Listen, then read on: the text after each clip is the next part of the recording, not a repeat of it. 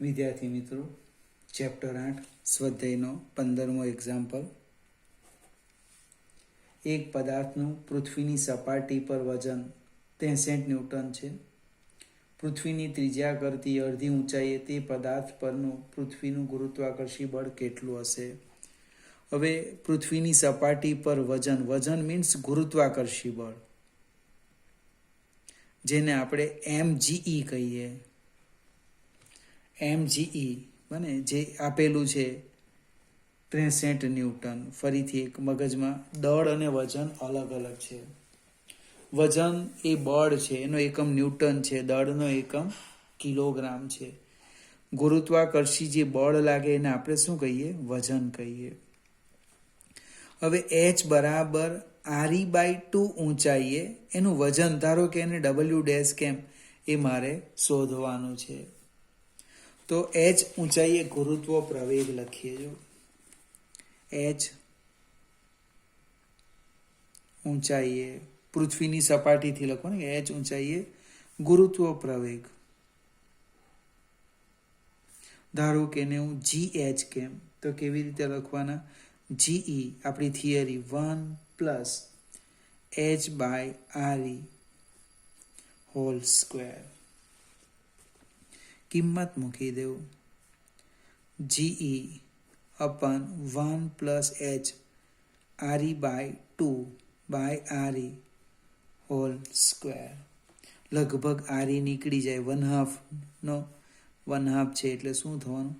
ge 1 + 1/2 whole square. 2 + 1 એટલે 3/2. ge /3/2 whole square.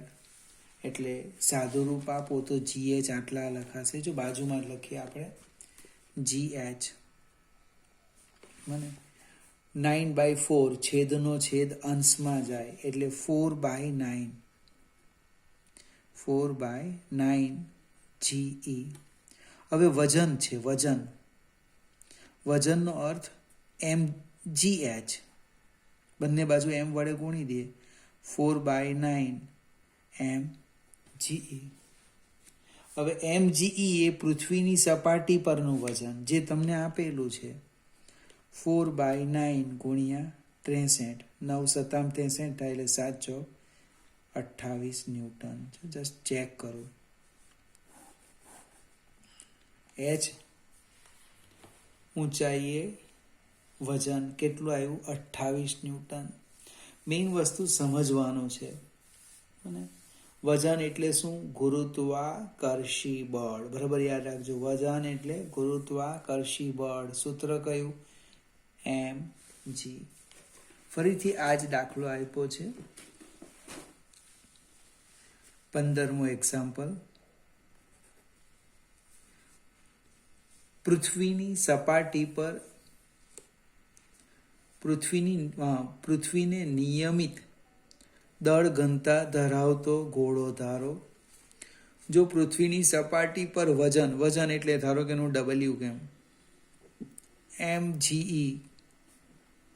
250 newton હોય તો તેનું પૃથ્વીના કેન્દ્ર તરફ અડધા અંતરે વજન કેટલું થશે? સેમ પૃથ્વીની સપાટીથી વાક્ય રચના જોજો. પૃથ્વીની સપાટીથી d ઊંડાઈએ ગુરુત્વ પ્રવેગ, એને આપણે gd કહીએ. gd તો કે ge કૌંસમાં 1 - d/r અથવા re. અહીં લખીએ. ઉપર જે સૂત્ર લખ્યું એ h ઊંચાઈનું હતું. પૃથ્વીની સપાટીથી h ઊંચાઈએ ગુરુત્વ પ્રવેગ, આ ઊંડાઈએ g કૌંસમાં 1 - d/re. હવે d કેટલા? તો કે re/2. કિંમત મૂકો એટલે કે gd બરાબર ge 1 - re/2 re. લગભગ આરી નીકળી જશે, અંશનો છેદ છેદમાં આવે એટલે GE કૌંસમાં 1 - 1/2, એકમાંથી અડધો જાય એટલે અડધો આવે એટલે કે GD બરાબર આમ લખાશે GE/2. બંને બાજુ દળ વડે ગુણી દેવું, mGD બરાબર mGE/2. આ ડી ઊંડાઈ એ વજન એટલે WD લખવું. આ તમને આપ્યું છે 250/2 એટલે કેટલા આવવાના? 125 ન્યૂટન. આવા નાના નાના દાખલા 3 માર્કમાં પૂછી શકાય. માત્ર પ્રેક્ટિસ કરવાની જરૂર છે. આપણે ભારે ભારે દાખલા ગણીએ, મોટા મોટા પૂછાશે અને તે પૂછાય નહીં. અને જો 2 સરસ એક્ઝામ્પલ આપેલા છે, પૃથ્વીની સપાટીથી ઊંચાઈ સાથે અને ઊંડાઈ સાથે ગુરુત્વ પ્રવેગની ચર્ચા આપી. ટૂંકમાં કન્સેપ્ટ, વજન એટલે શું કહેવાય? ગુરુત્વાકર્ષી બળ. આગળ જઈએ. 17મો એક્ઝામ્પલ. પૃથ્વીની સપાટી પરથી 5 કિલોમીટર/સેકન્ડની ઝડપે ઉધ્વ દિશામાં એક રોકેટ છોડવામાં આવે છે. પૃથ્વી પર પાછા આવતા અગાઉ રોકેટ કેટલે દૂર સુધી જશે? અચળાંકો આપેલા છે. પૃથ્વીનું દળ આપ્યું, ન આપે તો યાદ રાખવાનું 6 × 10⁻24 કિલોગ્રામ. એની સરેરાશ ત્રિજ્યા 6400 કિલોમીટર એટલે 6400 એટલે 64 × 10⁻6 મીટર. કેપિટલ G આપેલા છે 6.67 10⁻11 SI. હવે જે ઝડપ આપી છે એ 5 કિલોમીટર/સેકન્ડ, મને એટલે કિલોમીટર છે એટલે 5 × 10⁻3 મીટર/સેકન્ડ. હવે પૃથ્વીની સપાટી પર નિષ્ક્રમણ ઝડપ છે 11.2 કિલોમીટર/સેકન્ડ VE. કહેવાનો અર્થ V<VE એટલે એ પૃથ્વી પર પાછો ફરવાનો. તો ક્યાંથી પાછો ફરે? તો ધારી લઈએ પૃથ્વીના કેન્દ્રથી r અંતરેથી. પૃથ્વીના કેન્દ્રથી r ધારી લેમ. ધારો કે પૃથ્વીના કેન્દ્રથી r અંતરે પદાર્થની ગતિ ઉર્જા કેટલી બને? 0 બને. ઇટ મીન્સ એ ત્યાંથી પાછો ફરશે. એટલે આપણે ઉર્જા સંરક્ષણનો નિયમ લખીએ. જો ઉર્જા સંરક્ષણનો નિયમ શું લખવાના? પૃથ્વીની સપાટી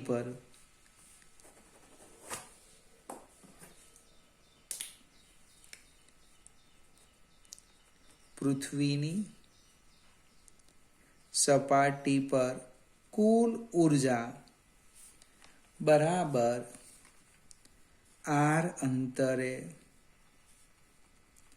કુલ ઉર્જા.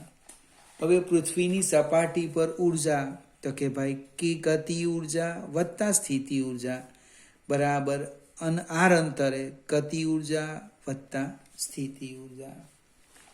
અહીંયા આપણને પ્રાપ્ત થશે જો કે 1/2 mv².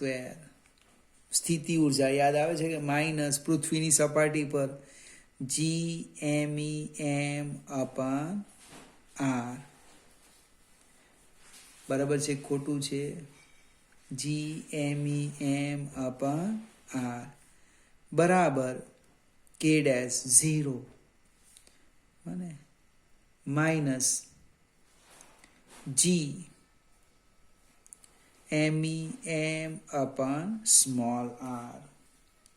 અહીંયા એક ભૂલ થઈ. આ જે આર છે એ પૃથ્વીની સપાટી પર, એટલે ત્રિજ્યા લેવાનું આર ઈ.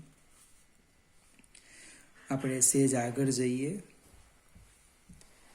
આ સ્મોલ એમ દરેક પદમાં છે એ નીકળી જશે અને સૂત્રના કરતા કરીએ, અથવા હમણે આમ લખીએ 1/2 mv², v², જોજો, v²/2 minus g_me/re equal to minus g_me/r. મારે આર શોધવાના છે,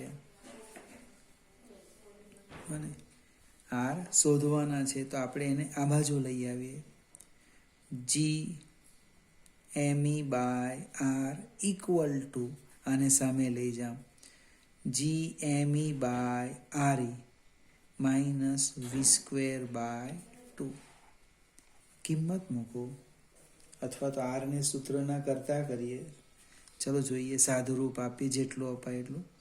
6.67 10⁻11, 6 × 10⁻24 ડિવાઈડ બાય 64 × 10⁻6 માઇનસ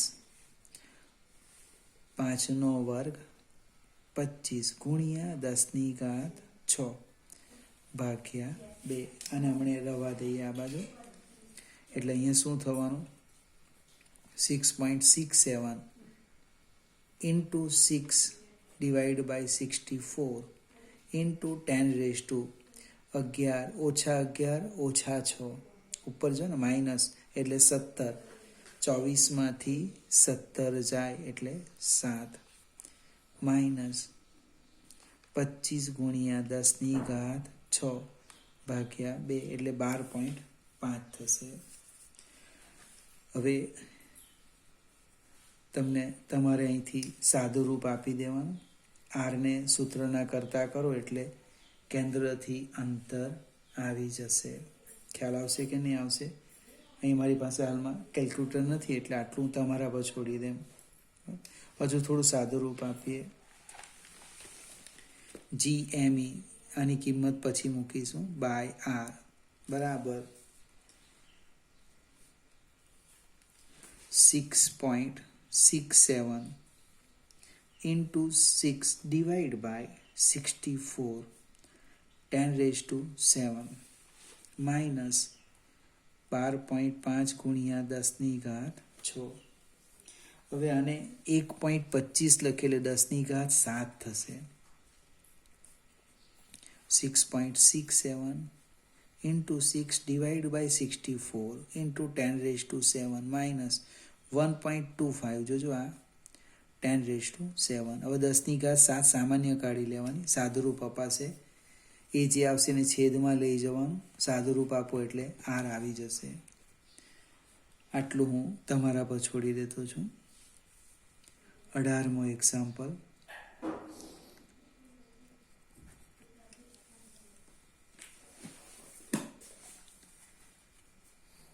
પૃથ્વીની સપાટી પરથી પ્રક્ષિપ્ત પદાર્થની નિષ્ક્રમણ ઝડપ કરતાં 11.2 km/s છે. એક પદાર્થને આના કરતાં 3 ગણી ઝડપે બહાર ફેંકવામાં આવે છે. પૃથ્વીથી અત્યંત દૂરના અંતરે જતા એ પદાર્થની ઝડપ કેટલી હશે? સૂર્ય અને બીજા ગ્રહોને અસ્તિત્વ અવગણો. હવે અહીંયા સમજવા પ્રયત્ન કરીએ. નિષ્ક્રમણ ઝડપ આપી છે 11.2, જે આપણે ન આપે તો ખબર છે km/s. પૃથ્વી પરથી આના કરતાં 3 ગણી ઝડપે ફેંકવાના. તો ક્ષેત્રની બહાર એની ઝડપ કેટલી? કેવી રીતે લખવાના? વાક્ય રચના સમજાવો. જસ્ટ હમણે જે દાખલો ગયો ને ઉપર, એ જ એક્ઝામ્પલ છે કે પૃથ્વીની સપાટી પર, જો અહીંયા લખું છું, પૃથ્વીની સપાટી પર કુલ ઉર્જા બરાબર લખવાના અનંત અંતરે કુલ ઉર્જા. પૃથ્વીની સપાટી પર કેટલી ઉર્જા થવાની? તો કે ગતિ ઉર્જા વત્તા સ્થિતિ ઉર્જા. અનંત અંતરે શું થવાનું? કે ડેશ પ્લસ યુ ડેશ. હવે અનંત અંતરે મને અનંત અંતરે યુ ડેશ કેટલા? 0. બાકીની કિંમત મૂકી દઈએ આપણે. અનંત અંતરે યુ ડેશ 0 સ્થિતિ ઉર્જા, એટલે ગતિ ઉર્જા છે 1/2 mv² માઇનસ જી MEM અપન RE બરાબર 1/2 mv². હવે નિષ્ક્રમણ ઝડપ આપણને ખબર છે. એક સ્ટેપ લખીએ, પહેલા એમ કાઢી નાખીએ, એટલે શું થશે? v²/2 બરાબર v²/2 minus g ME upon RE equal to v²/2. પણ નિષ્ક્રમણ ઝડપનું સૂત્ર છે, જો VE બરાબર રૂટ યાદ આવતું હોય તો ટ્વાઇસ જી ME/RE. આનો વર્ગ કરું, વર્ગ, અને નંબર 1 આપો તો કે VE² બરાબર ટ્વાઇસ જી ME/RE, એટલે GME/RE ઇક્વલ ટુ VE²/2. આ બે, આ કિંમત આપણે આમાં મૂકી દઈએ, આની અંદર. સમીકરણ 2 કિંમત મૂકતા શું થવાનું? હું કિંમત મૂકું છું, એક્ઝેક્ટ બાજુમાં લખીએ. v²/2 માઇનસ VE²/2 બરાબર v²/2. લગભગ આ સ્ટેપ નીકળી જાય છે બબ્બે. હવે v એટલે 3 છે, 3VE whole square minus VE² બરાબર v². બમણા વેગથી ફેંકે તો ટ્વાઇસ આવે, 4 ગણા વેગથી તો 4 આવશે, એટલે 9VE² માઇનસ VE² બરાબર v². એટલે v² કેટલા આવવાના? જો 8VE², એટલે કે v બરાબર √8VE. હવે √8 ની કિંમત શોધી કાઢવાની. 4 દુ 8, એટલે 4 નું વર્ગમૂળ 2 આવે બને ને. √2 એટલે 1.41, 11.2, જે આવે એ આપણો જવાબ કિલોમીટર પર સેકન્ડ. ફરીથી વાત સમજાવો. હમણે જે 17મો દાખલો ગણ્યો એ જ આ દાખલો છે, કંઈ જ ફેર નથી. પૃથ્વીની સપાટી પર ઉર્જા ત્યાં લખ્યું, h ઊંચાઈએ લખ્યું. ત્યાં શું હતું? ગતિ ઉર્જા શૂન્ય થતી હતી. અહીંયા ક્ષેત્રની બહાર નીકળી ગયો એટલે સ્થિતિ ઉર્જા શૂન્ય થઈ. બસ આટલો જ તફાવત છે. કિંમત મૂકી. અને એક વધારેનો સ્ટેપ શું છે? તમને નિષ્ક્રમણ ઝડપનું સૂત્ર ખબર હોવી જોઈએ. ખ્યાલ આવે? એટલે આનું સાદું રૂપ આપતા આવી ગયા. આ કિંમત ક્યાં મૂકી? અહીંયા સ્ટેપ જોજો ધીમે ધીમે. આ છેદમાંથી 2 નીકળી ગયા, વીની કિંમત મૂકી, સાદું રૂપ આપો એટલે જવાબ આવી જાય. 19મો એક્ઝામ્પલ. પૃથ્વીની સપાટીથી 400 કિલોમીટર ઊંચાઈએ એક ઉપગ્રહ કક્ષામાં ભ્રમણ કરે છે. ઉપગ્રહને પૃથ્વીના ગુરુત્વાકર્ષણની અસરમાંથી બહાર મોકલવા માટે કેટલી ઉર્જા ખર્ચવી પડશે? હવે ઊંચાઈ h આપી છે, 400 કિલોમીટર. પૃથ્વીની ત્રિજ્યા યાદ રાખવાની, 6400 કિલોમીટર. ત્યાર પછી દળ આપ્યું છે ઉપગ્રહનું 200 કિલોગ્રામ. અને પૃથ્વીનું દળ ME ન આપે તો જાતે લખવાનું, 6 × 10⁻24 કિલોગ્રામ. અને સૂર્યનું 2 × 10⁻30. ત્યાર પછી કેપિટલ G યાદ રાખવાનું. હવે સ્મોલ r શોધીએ. પૃથ્વીના કેન્દ્રથી અંતર, આપણું પહેલું કામ, RE + H. RE 6400 વત્તા 400 એટલે કેટલા થવાના? 6800. એકમ જોજો, કિલોમીટર. એટલે 68 × 10⁵ મીટર. આગળ જઈએ.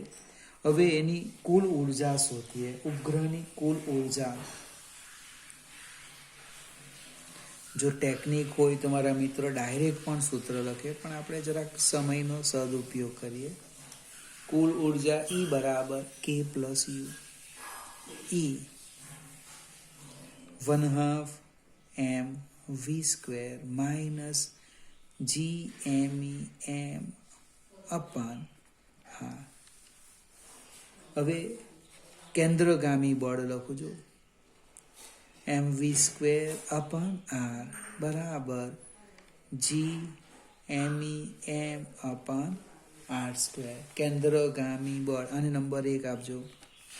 મેં શબ્દમાં લખતો નથી કે કેન્દ્રગામી બળ બરાબર ગુરુત્વાકર્ષી બળ. લખવું એટલે લખી દઉં ભાઈ. કેન્દ્રગામી બળ બરાબર ગુરુત્વાકર્ષી બળ. R નીકળી ગયા. mv² = gmem/r. આ કિંમત ક્યાં મૂકવાના? સમીકરણ 1માં. સમીકરણ 1માં કિંમત મૂકતા E = 1/2 gmem/r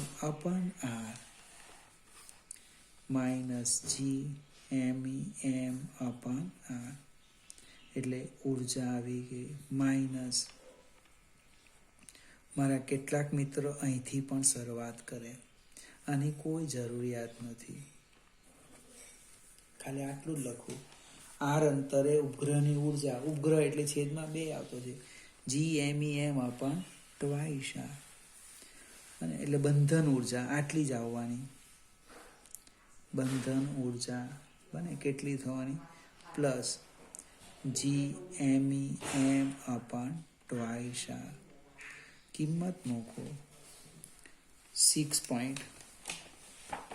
કિંમત મૂકી દેજો 6.67 10⁻11 અને 6 × 10⁻24 × 200 ડિવાઈડ બાય 2 × 68 × 10⁵.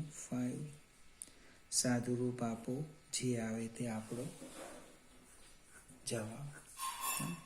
ફરીથી વિદ્યાર્થી મિત્રો, ઉપગ્રહને લગતા લગભગ આજે 3 દાખલા જોયા આપણે. અગત્યના છે. 2 વાર વિડીયો જોવાનો અને પછી નોટમાં લખજો.